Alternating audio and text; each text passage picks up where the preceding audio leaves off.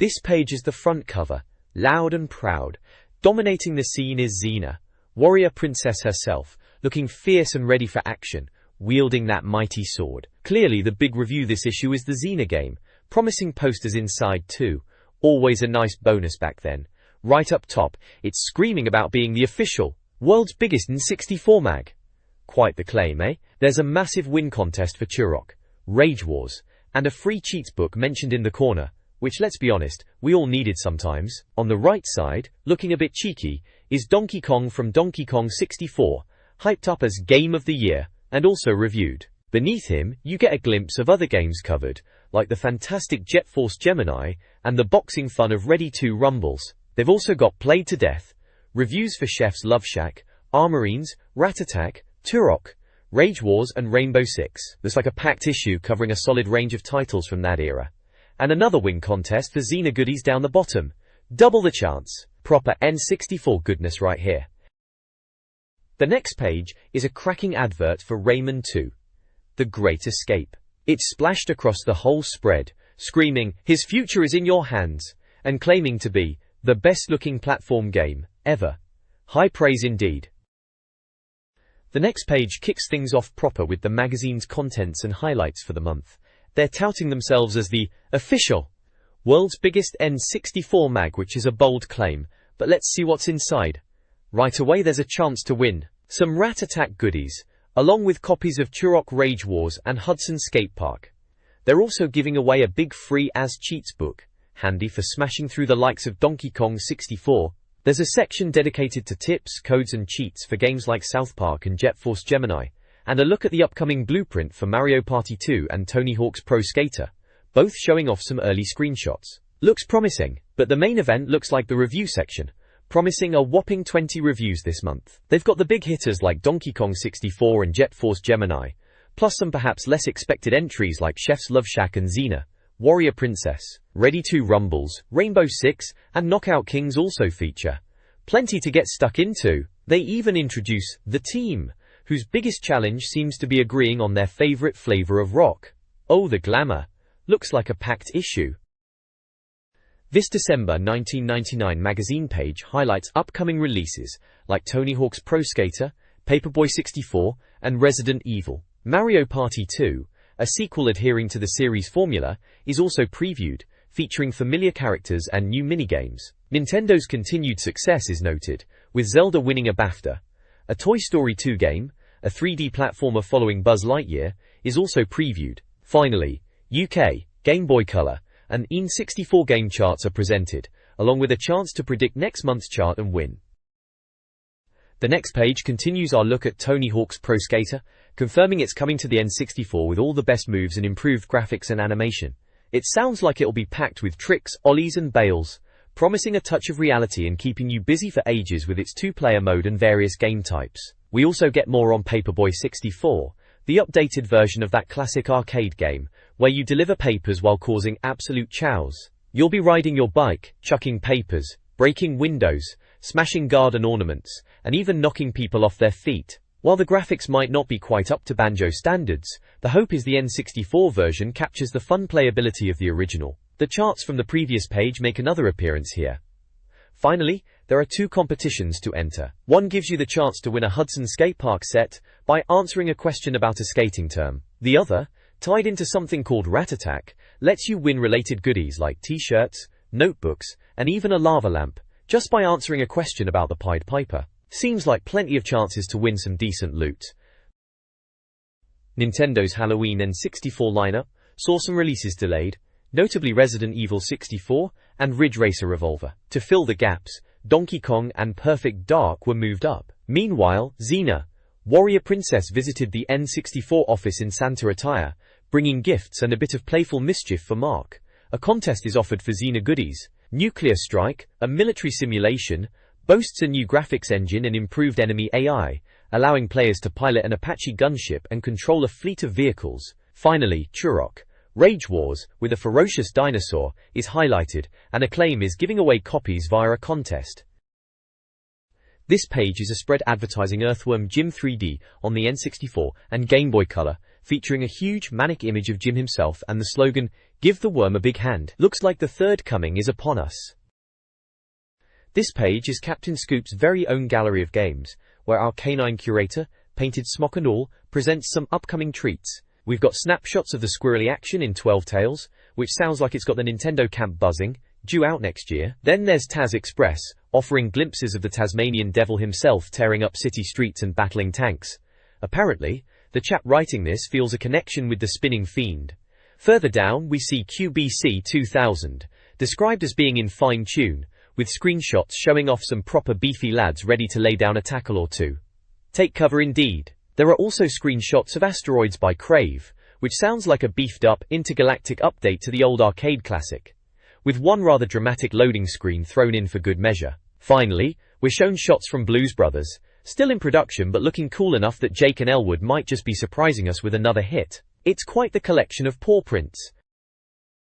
This page lays out the future, my friends, with a cracking release schedule and some tempting forthcoming attractions. Mark, bless his cotton socks, reckons this Christmas is shaping up to be the best one ever for Nintendo, packed with games that'll glue your hands to the joypad. Next year's looking good too, apparently. His must-buys include the absolutely ace Donkey Kong 64, perfect for swinging through the festive season, and Jet Force Gemini, which is boldly claimed to be the best bug blaster ever made. Strong words, Mark. We've got the main course here, a schedule showing off what's coming out over the next few months into 2000, covering everything from November 99 right through to the stuff that's still to be announced. It's a proper list of everything you'll be saving your pennies for. Down in the bubbling under section, the highly anticipated Perfect Dark is highlighted. Rare's big one has been nudged back to April, which is a bit gutting, but they promise it's all in the name of perfection. Fair enough, I suppose. Over on the right, the forthcoming attractions give us a peek at the delights to come. Harvest Moon 64 looks like a charming farming sim. Fighter's Destiny 2 promises some bare-fisted cow-related action, which sounds utterly bonkers in the best way. Rally Challenge 2000 looks stunning for its time, finally out in the open. And Nuclear Strike puts you in an Apache gunship, ready to blast everything in sight. A fine lineup indeed. This page dives into the N64 gaming scene's competitive side, showing us which publishers are really doing the business. It's the software house leagues, where games are reviewed, points are awarded, and publishers duke it out across the Premier League and Division 1. It's all laid out like a proper football league table, which is a nice touch, showing off who's on top and who's scraping by. Right next door is the N64 Pro Reader Dream Team, picked by the readers themselves.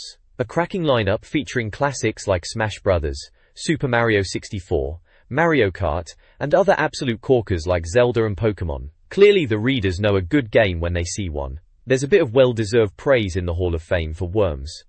Armageddon, which is highlighted as a brilliant game that got the crowd cheering, and Rayman 2 gets a special shout-out as a star player, needing guts to conquer the Donkey Kong-sized challenge. It's a good snapshot of the games that were truly standing out at the time. The page also gives us a peek at the review process, which sounds rather thorough, involving miraculous miracles, goodly spells, and even crap-con tricks in their unique scoring system. Proper wizardry, that.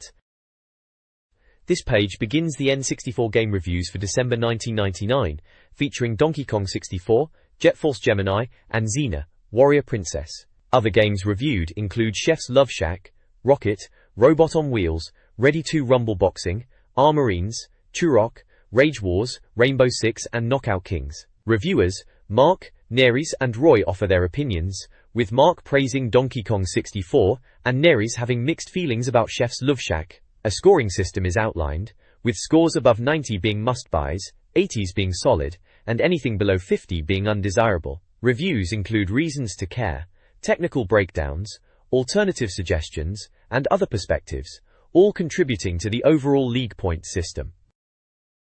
This page is dedicated to the big one, Donkey Kong 64. Look at that massive yellow title, can't miss it. Neris is giving us the lowdown on this one. The headline is quite the statement, isn't it? Right, the premise is classic Donkey Kong, the dastardly King Key. Rule has kidnapped all of DK's mates, and it's up to the gang to rescue them and stop the Kremlings from taking over. You'll be switching between multiple characters, each with their own weapon and unique abilities needed to progress and hit switches. Down the bottom we get a proper look at the crazy characters you'll be playing as. There's Donkey himself, apparently a dumb ape, cheers Neris, the stretchy Lanky, the jetpacking Diddy, the Tiny, and the mighty Chunky. Each one's got their own way of dealing with things, from shooting coconuts and peanuts, to using a blowpipe or a bow. On the other side, we meet some helpful faces, the people to visit. You've got Candy at the music shop, Snide who has Kaye, Rules Plans, the ever-so-charming Cranky Kong for power-ups, and Funky Monkey for your weapons and ammo needs. There's even a handy guide to the controls on the N64 pad. The review quotes reckon, "No detail is overlooked, and it's a crazy cartoony colossus, and it's even bagged a Sore Thumb Award winner." Sounds like a proper must-play adventure, this one. Donkey Kong 64 begins at Cranky's training ground, where Donkey Kong learns new moves for coins. Players rescue the trapped Kongs, like the giant K. Lumsy, Cranky grants special powers, and Candy sells musical instruments. The graphics are praised, showcasing lush jungles and desert environments. The game features diverse abilities, like Diddy's jetpack, Donkey Kong's rhino form, and Chunky's boulder lifting. Players collect colored bananas, coins, melon slices, crystal coconuts, and golden bananas. A tip highlights the need for grenades to defeat wind-up gremlings. The game appears packed with content. This page dives straight into the full review of Donkey Kong 64, proudly awarding it a cracking 95%. Blimey, that's high praise, isn't it? The review reckons it's an absolutely massive game, cramming in everything from shooting and fighting to racing, puzzles, and even photography. The graphics and sound are described as deep, vibrant, detailed, and engrossing, pretty much top-notch then. The breakdown gives it 9/10 for graphics, sound, and gameplay, noting the beautiful animation, varied sound, and complex yet unputdownable gameplay. Last ability gets a solid 8/10, promising it'll last ages, especially with that 4-player mode tacked on. Apparently, if you haven't tried DK64 yet, Zelda was the big thing before it, but maybe wait for this instead. Warler. The other views are a mixed bag of gushing praise. Mark thinks it's huge and absorbing. Nikki loves the funky monkeys and finds it big and exciting, while Roy reckons the single player is superb, but the multiplayer is a bit of a waste. Ouch. A reader seems to agree, saying DK is back and he's not leaving the house for months. Warrington Norbing. It highlights the main quest, collecting items, and various bonus games and multiplayer modes. There are sections showing Tiny Kong shrinking for a turtle race, and the monkeys playing instruments, linking back to Candy's shop we saw before. It really does look absolutely rammed with stuff to do. This page is all about the long-awaited bug-blasting extravaganza, Jet Force Gemini, from the wizards at Rare who brought us GoldenEye. It's a massive feature, with a huge title splash and artwork of the main character, Juno, looking suitably heroic, alongside his dog companion Lupus. There are several screenshots showing off the action.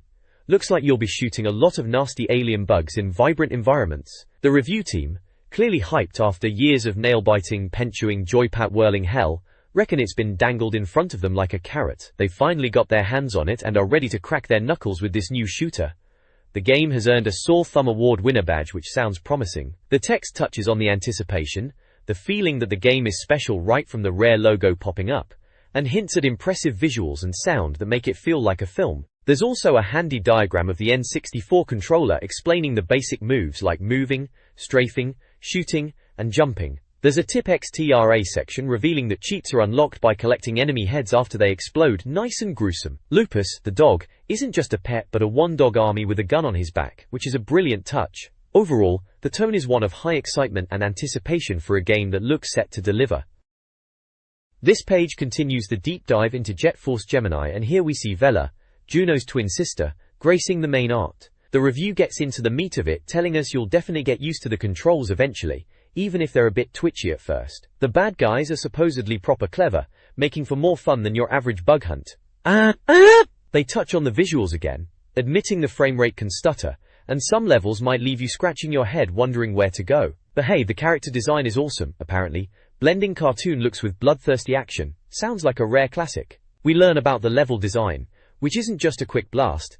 It's 15 big levels, split into loads of sub-areas with tasks to complete. You'll also get to control Juno, Vela, and Lupus, each with unique abilities needed to progress and revisit areas. There's even a section highlighting the groovy guns you'll collect, including a sniper rifle that can take a bug's head off from miles away.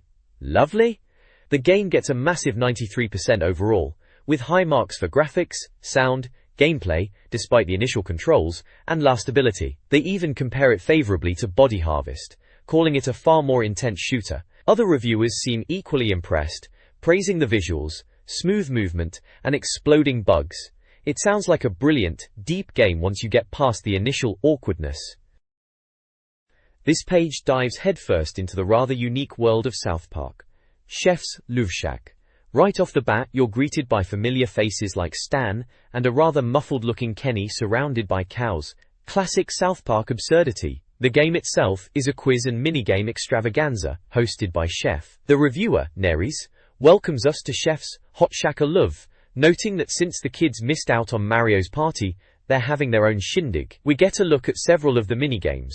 There's something akin to an old arcade shooter, but with bees and spaceships, a simple kart race, and an egg-throwing fight, which sounds delightfully Chowtitic. There's also a skiing slalom where you dodge obstacles and collect goodies, and a Chowtic stampede game where you have to outrun a herd of cattle. The review openly admits the animation is rubbish, but we love it, which is pretty spot on for the show's style. It's clear the game leans heavily on the show's humor and characters. The D-P-A-D helps you pick answers in the quiz, while the buzzer button is key for jumping or shooting in the minigames. There's even a little tip extra das telling you how to quickly get your answer in during Chef's quiz questions. Despite the questionable production values, the sentiment seems to be that if you like South Park, you'll probably find some fun in this silly party game. This page continues the look at Chef's Love Shack and hits us with the overall score of 70%. The review notes it's funny, thanks to the South Park charm, but lacks depth and single-player appeal. They break it down. Graphics get a decent 7/10 for capturing the show's cardboard look, sound is a rather low 3/10, gameplay gets 6/10 for the funny quiz rounds and action interludes, but lastability scores a poor 3/10, suggesting it won't hold your attention for long after the novelty wears off. The Why Not Try section points you towards Mario Party if you want minigame longevity, and a few other views reinforce the idea it's a laugh but maybe not a long-term investment. There's also a little tip about mastering the minigames by practicing alone, as the computer only plays the quiz. Then, taking up the whole right side, we've got a massive, striking advert for Turok, Rage Wars. It features a rather menacing-looking dinosaur creature, and big, bold text declaring it's all about head-to-head-to-head-to-head combat. There are screenshots showing off the split-screen multiplayer action, letting you know exactly what sort of prehistoric sci-fi blasting you're in for. Looks like it was out on N64 and Game Boy Color too. A review of Xena, Warrior Princess, Talisman of Fate for the N64 praises its fighting gameplay, similar to Mortal Kombat 4. The review highlights Xena's flashy moves, basic controls, and special attacks. Gameplay screenshots show Xena and Gabrielle engaging in combat, and other characters like Aras and Callisto are shown executing special moves. The reviewer, Neries, commends Xena's character design. The 4-player mode is lauded as enjoyable, and the game is deemed a Sore Thumb Award winner, suggesting a fun, but potentially demanding experience. This page wraps up the review for Xena, Warrior Princess, slapping a fantastic 90% on it. It seems Neries and a few other chaps really enjoyed this beat-em-up, calling it just the thing the N64 needed. The game scores well for its fighting system and longevity, even if the graphics look a bit masked. And apparently you can turn a tough boss into a giant pink rabbit, which sounds utterly bonkers but brilliant. There's also a huge advert for Cheats Unlimited, promising access to hints and tips for thousands of games across loads of systems, all just a phone call away, mind you. This page dives into Rocket, Robot on Wheels, a game that the headline proudly declares is anything but rubbish, despite the main character looking a bit like a wheelie bin. We're introduced to Rocket, the wackiest robot ever seen, who apparently gets around on a single wheel like a quadriplegic unicyclist. Rather a bizarre description, but hey, it gets the point across. The review gives us a breakdown of the controls, showing off the N64 controller, with labels for moving Rocket, jumping, special moves, and camera controls. There's a section called Come Fly With Me, which highlights a segment where you fly on a magic carpet through rings, favorably comparing it to the notorious Superman 64 ring sequences. Thank goodness for that. It shows a step-by-step guide with screenshots. The reviewer reckons it's a goodie from new developers Sucker Punch, set in a futuristic amusement park called Whoopie World. We get a few more screenshots dotted about, showing other characters like a rather suspicious-looking chicken boss, and some gameplay from what looks like a buggy segment. There's even a handy tip extra warning that a lot of puzzles involve color, and suggests getting a friend to help if you're colorblind. A thoughtful touch, that. It's clearly a game that impressed, even earning a Sore Thumb Award winner badge, which usually means you'll be playing it until your digits ache. The next page continues the love-in for Rocket, robot on wheels, kicking things off with a whopping 91% score. Blimey, that's high praise. The review explains why it's rated so highly, raving about the physics engine being an absolute joy and the sheer variety of puzzles. It's refreshing to see a non-rare developer knocking out a cracking 3D adventure like this. Apparently, they break down the scores further, giving top marks for gameplay, a bloody ace, 10 out of 10, and solid scores for graphics, sound, and lastability. The main objectives are laid out. Rescue the park mascots, Jojo and Whoopi, and fix the broken park machines by collecting tickets found via various tasks and minigames. Rocket himself sounds like quite the character, described as a quadriplegic unicyclist, still makes me chuckle, who uses a tractor beam gadget for puzzles. There's a tip XTRA, recommending mastering that tractor beam early, and a Rocket Fun section detailing the upgrades and vehicles you get. A step-by-step guide called A Cunning Disguise walks you through a puzzle where you use colored paint pools to fool a guard. A neat example of the game's inventive puzzles. Other staff members and a reader chip in with their positive thoughts too.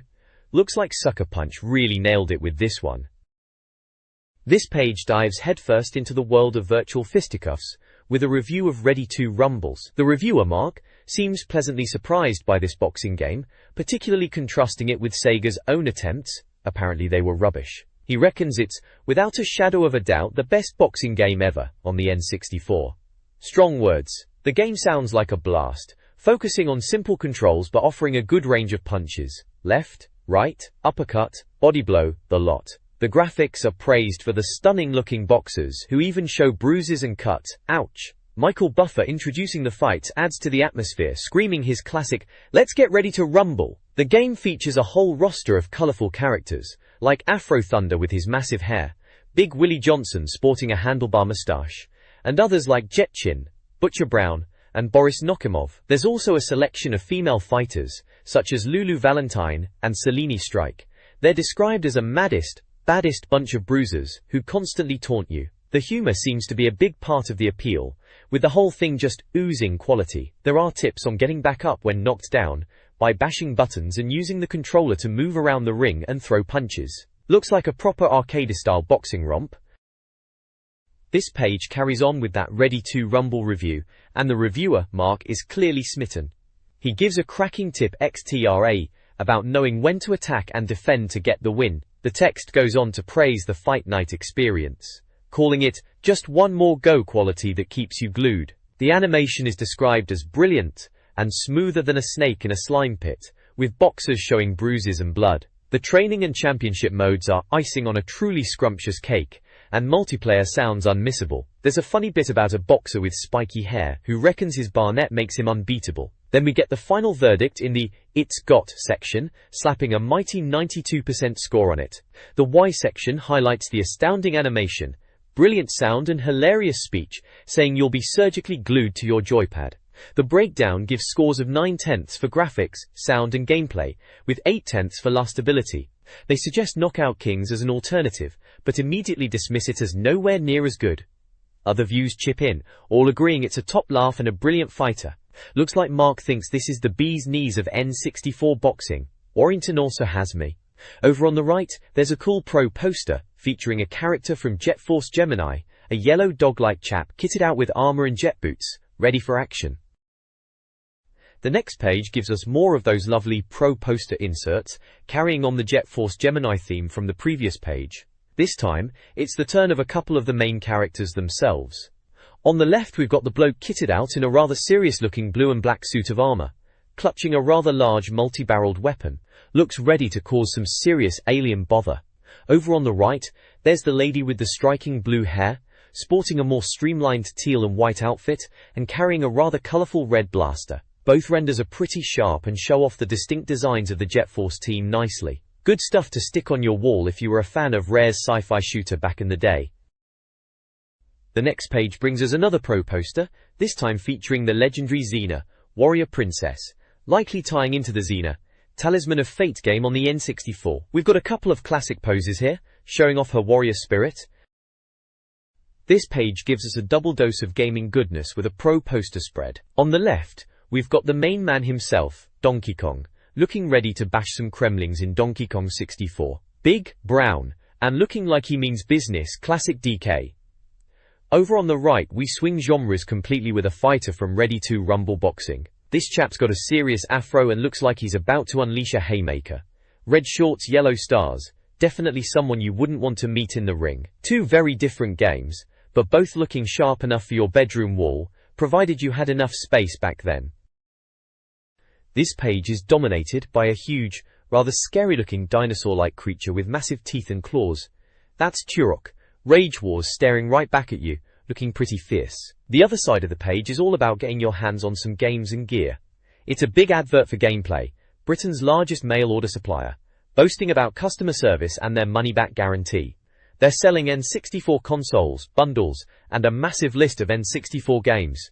They even have a free offer for a joypad extender cable with your order if you spend enough, which was always handy back then. There's also a section for second-hand games, where you could trade stuff in or grab a bargain. They're selling controllers, memory cards, rumble packs, and even some more niche stuff like carry cases and cleaning kits. Plus, a small section for Atari Jaguar, and some random accessories like a steering wheel and cool furniture options. Chicha, yes. Furniture. It's essentially a one-stop shop for your N64 needs, and a few other bits besides, laid out like a catalog page you'd pore over for hours, deciding what to beg your parents for.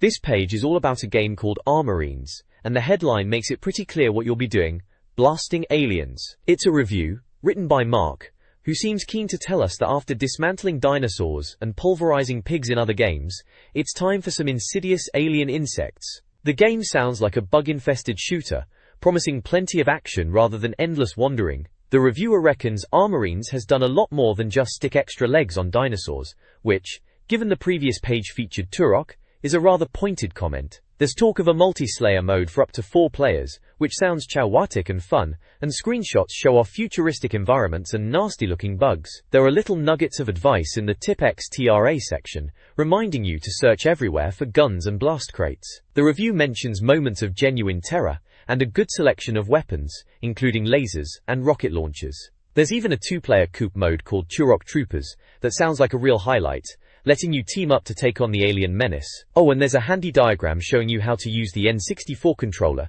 to aim, shoot, reload and run. Looks like a decent bug hunt. The Armorines review concludes with a solid 80% score from Mark. He praises the 2-player co-op, but finds the bug shooting and switch searching repetitive. Graphics are rated 8/10, sound 7/10, gameplay 8/10, and replayability 8/10. Alternative multiplayer suggestions are made, primarily Turok Rage Wars. The page also features a large advertisement for Wickedware, selling N64, Game Boy Color games, and consoles, including transparent models. Action figures from various franchises, including Pokémon merchandise, are also promoted. Finally, there's a competition and an order form. This page reviews the quirky arcade title, Rat Attack. Here you take on the role of a feline hero tasked with clearing a house of a rampaging pack of dirty, diseased rats. Our reviewer Neres notes that while the premise sounds rather grim, the game features a variety of colorful cats you can play as, including one particularly eye-catching character in a swimsuit, and a whole host of mutated rats with different abilities, from flying bat rats to life-draining vampires. The core gameplay involves using your special gadgets and swipes to capture the little blighters. While the graphics get a decent score, the gameplay itself is described as becoming a bit repetitive. The biggest issue seems to be the 2-player mode, which quickly descends into chaotic, hard-to-follow madness, thanks to a tricky camera and difficulty telling the cats from the rats when things get hectic. Sound gets a rather low score for some less than memorable tunes. Despite these points, Rat Attack lands a respectable 70% overall. Other opinions on the page are quite mixed, ranging from someone calling it their favorite game ever, to another finding it only fun for a quick blast before moving on. It sounds like a decent enough diversion, but perhaps not one that will keep you hooked for the long haul.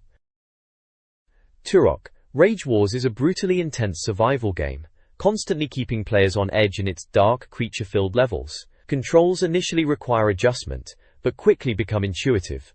A wide array of weapons, including the powerful plasma and napalm guns, are available. The small levels lead to fast-paced battles, and multiplayer is similarly exciting. The game's haunting soundtrack and terrifying single-player mode are highly praised, earning it a 91% score. Multiplayer is also praised. While easy to learn, mastering the game is challenging. Tactical tips and suggestions for similar games are also included. Overall, the game is described as a wild ride. This page is all about Rainbow Six on the N64, a proper tactical shooter based on the Tom Clancy books. Finally, it arrives on the Nintendo machine after showing up elsewhere. The main gig here is counter-terrorism, planning out your assault, picking your team, and giving them orders via waypoints before you even kick the door in. It's a far cry from just running and gunning like Turok or GoldenEye, requiring a bit more brainpower. You've got total control over your team's movements and actions during the planning phase, though you can jump into the action yourself too. The review talks about how atmospheric it is, and how the difficulty scales well, giving you reason to replay levels. The breakdown gives it a respectable 93% overall. Graphics are noted as having detailed backgrounds and good character models. Sound gets a high mark for atmospheric audio and rousing music. Gameplay scores well for the coupe modes. Lastability is decent due to the different ways missions can be tackled, though they could have done with more levels apparently. There are screenshots showing off the planning map and the first-person action, plus a quirky shot of some hostages doing a little dance number. The Y section points out that tactical strategy games are rare on the N64, making this a welcome addition. Other views shows different folks had varying opinions on it compared to GoldenEye. Looks like a solid, unique experience for the N64. This page is all about Knockout Kings, EA's shot at bringing the sweet science to the N64. They've gone for a bit of realism here, with the boxers looking pretty decent, faces mapped and everything. You've got a good roster of famous fighters from different eras, which is a nice touch, and you can even make your own pugilist. However, according to the review, the game tries to be a bit of a simulator and a bit of an arcade punch-up, and ends up falling between the two. It's described as a sluggish slugger, which doesn't sound ideal for a fighting game, and there's apparently a delay between hitting the buttons and seeing the action. A bit of a shame really, as the visuals seem quite polished, getting an 8/10 for graphics. With a 75% overall score, it's not exactly a knockout winner, especially when compared to the other boxing game out this month, Ready 2 Rumbles, which the review seems to favor for pure, unadulterated fun, even if it lacks the realism Knockout King's attempts. Looks like if you want a fast-paced arcade brawl, you might want to look elsewhere. This page is dedicated entirely to Jet Force Gemini, Rare's bug-blasting epic that followed up their Bond masterpiece, GoldenEye. They're setting the scene, explaining that like Bond's adventures, this game is packed with secrets you'll need to dig out yourself. The page is covered with cool artwork of the main characters, Vela and Juno, and some screenshots showing the action. There's a bit about unlocking hidden deathmatch characters by finding secret totem poles scattered throughout the levels, which was always a great incentive to explore every nook and cranny. They list a bunch of characters and stages you can unlock this way, found in specific locations. Beyond the characters, they detail some of the wackier cheats you could earn, mostly by collecting masses of enemy heads. Apparently bagging enough heads could unlock things like rainbow blood, turning bug guts colorful, or even the kids cheat, which yes, turned the characters into little kids. Absolutely wild stuff, but a fun reward for grinding through the levels. There are also some useful gameplay tips mentioned, like how to hover with the jetpack and how to avoid fall damage, which were lifesavers back then. All this information was available via the good old cheat zone phone line at the bottom of the page. Remember dialing those numbers hoping for the goods? Simpler times. This page is all about the cheats you need for a few absolute corkers. We've got Castlevania 64 first, helping you spike that bloodsucker with tips for Carrie's outfit, finding treasure, and even how to access hard difficulty. Apparently you needed to beat the game first. How very quaint. There's a screenshot showing off the game's spooky corridors. Below that, South Park 64 is on the agenda, kicking off with boss guides for the robotic chicken and clone mother. Then comes the good stuff. Passwords for unlocking all characters in multiplayer, weapons, big head mode, classic, bonus characters like Cartman and Stan, pictured looking rather pleased with himself, and even infinite ammo. Brilliant! Over on the right, Star Wars Pod Racer gets some love, with comprehensive cheat codes covering pretty much everything. Earning easy money, invincibility, essential for survival let's be honest, autopilot, mirror mode, and unlocking specific races like Sebulba. There are screenshots showing off the blistering pace, and some rather cool alien races. There's also a helpful diagram of the N64 controller, explaining where all the buttons are, just in case you hadn't memorized it back then, like we all had. And of course, the obligatory Tipex helpline number is plastered at the bottom, ready for your coin. Absolutely essential reading for any self-respecting N64 cheat hunter. The Pro Arena showcases the best N64 high scores from around the world, dominated by top players like Richard Dunn and Generic Spangberg. Fast times in Mario Kart 64, F-Zero X, and other popular games like 1080 Snowboarding and GoldenEye 007 are displayed. Zelda, Ocarina of Time, Wave Race 64, Wipeout 64, and Diddy Kong Racing scores are also featured. Iconic wrestling images from WrestleMania 2000 are included, along with impressive screenshots from various games. This page represented the pinnacle of N64 achievement. Charage. The next page carries on with the mighty Pro Arena high scores, still showing off the dedication of the best N64 players out there. You've got top times for Star Wars Episode 1 Racer, proving some folks had way too much time on their hands mastering those tracks. Then there's the ever-addictive Mario Party, where getting high star counts was apparently a serious business, as evidenced by James Dyson's efforts. And who could forget Banjo-Kazooie? Scores for various levels are listed, with Kevin Sini and Generic Spangberg clearly putting in the hours. There's even a section explaining how you, yes you, could submit your own incredible gaming feats. Alongside the scores, they're flogging off old copies of the magazine in the back issues section. Looks like most of them are already sold out, which isn't surprising given how brilliant they were, obviously. You can see the covers of issues featuring games like Zelda, Ocarina of Time, Banjo-Kazooie, and Silicon Valley. Finally, there's a little order form if you manage to find an issue that wasn't gone already. A proper slice of N64 history. This page. The N64 Swap Shop and Shoutout page is a nostalgic look at the community's marketplace and message board. Highly sought after games included Pilot Wings, Star Wars Racer, Zelda, Mario Party, and 1080 Snowboarding. Conversely, GoldenEye, Wave Race, and Banjo-Kazooie were less desirable. The Swap Shop offered a wide variety of games and consoles for sale or trade, with some bundle deals available. The Shoutout section showcased the community's chatter, from greetings to relationship advice and sports discussions. The page also included artwork and a message submission form. The next page is all about joining the N64 Pro crew.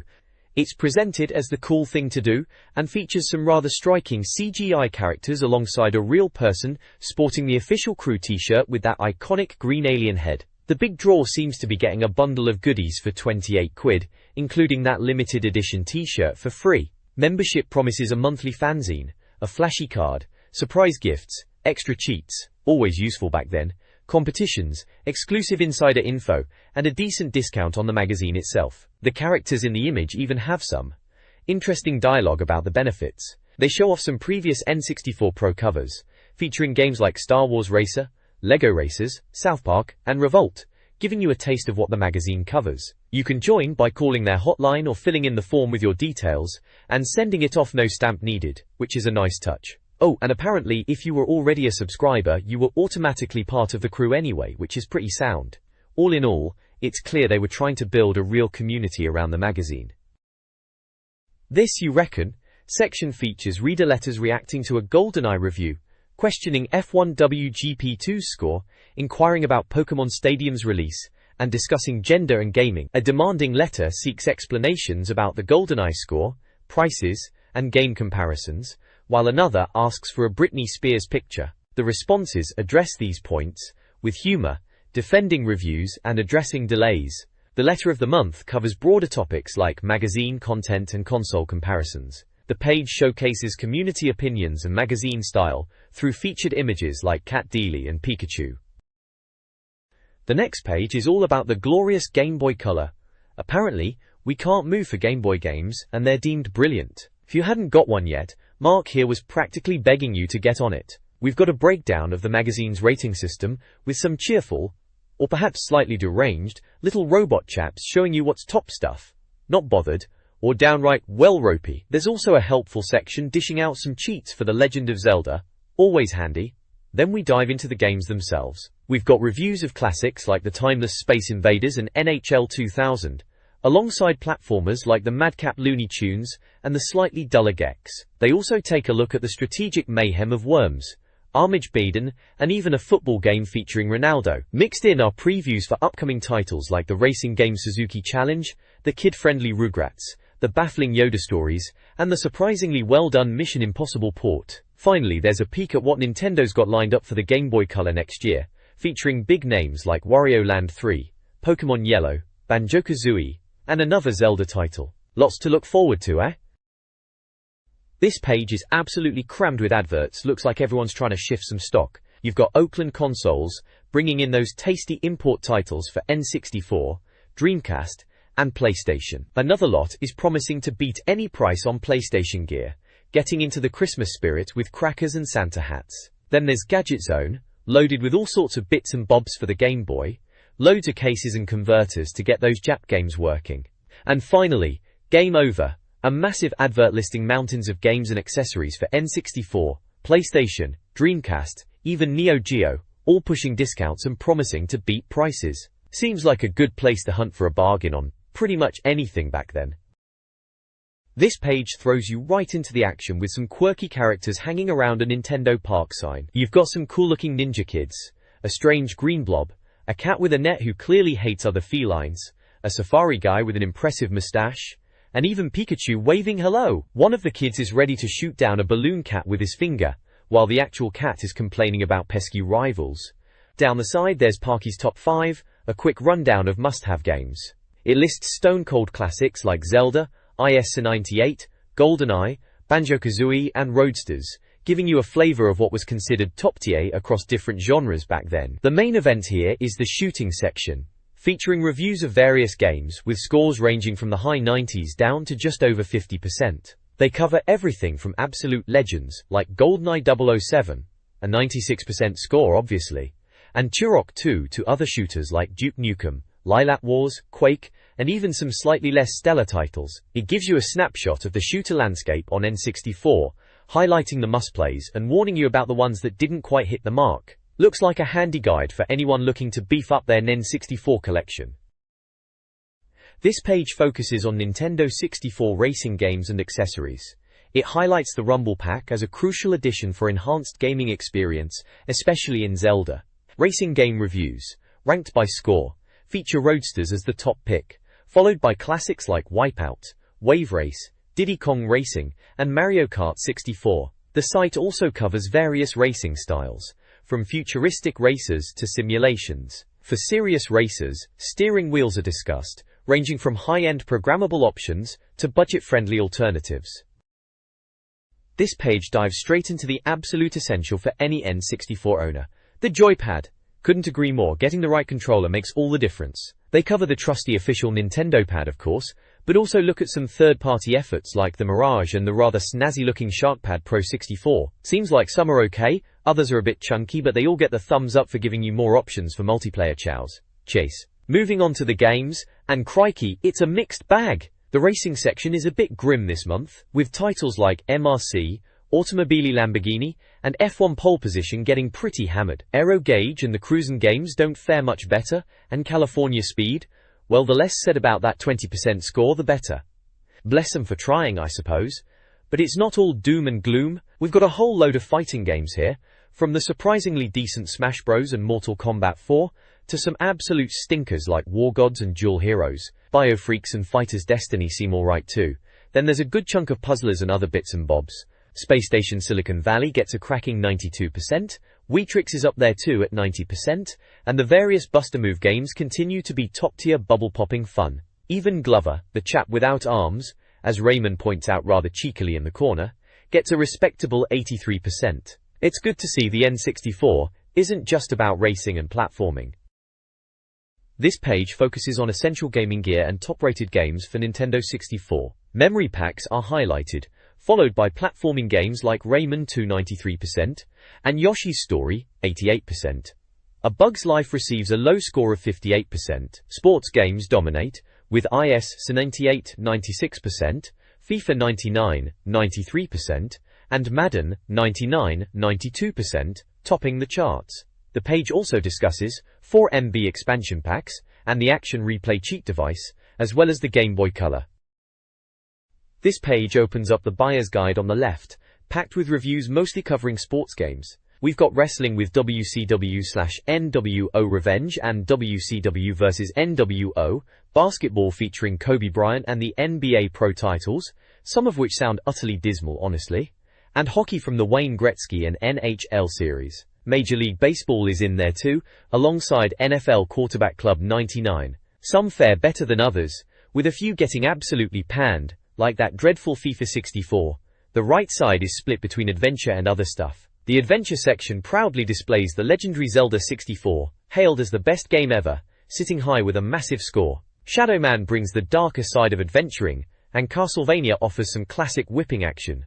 But steer clear of Superman apparently. Underneath, other stuff, has a bit of everything. The fantastic Mario Party looks like a guaranteed riot for multiplayer, while Pilotwings 64 gives you lovely skies to explore. You can drive around snapping photos in Pokemon Snap, smash things up in Blast Corps or Rampage, though that one sounds like it gets dull fast, and even control troops in Command & Conquer. Plus, look at that classic Nintendo crew, all ready for a party, and some cool character asking about a giant bug.